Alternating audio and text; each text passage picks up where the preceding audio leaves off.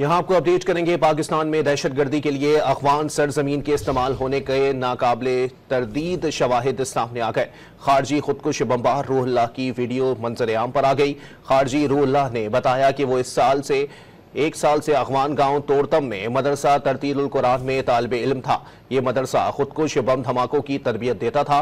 उसने खुद भी 10 रोज तक खुदकुश बम्बार की तरबियत हासिल की है।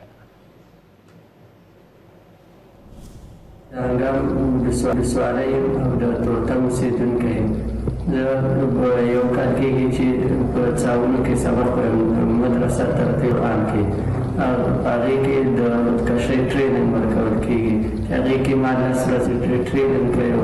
هغې یو استاد یو فاروق دی او یو ذاکر په نامه دی.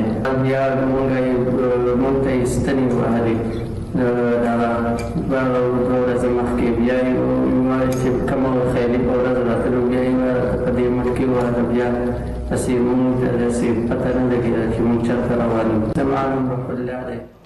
पाकिस्तान में दहशतगर्दी के लिए अफगान सरजमीन के इस्तेमाल होने के मजीद नाकाबिले तरदीद शवाहिद सामने आ गए हैं। खारजी खुदकुश बम्बार रूहुल्लाह की वीडियो मंजर-ए-आम पर आ गई।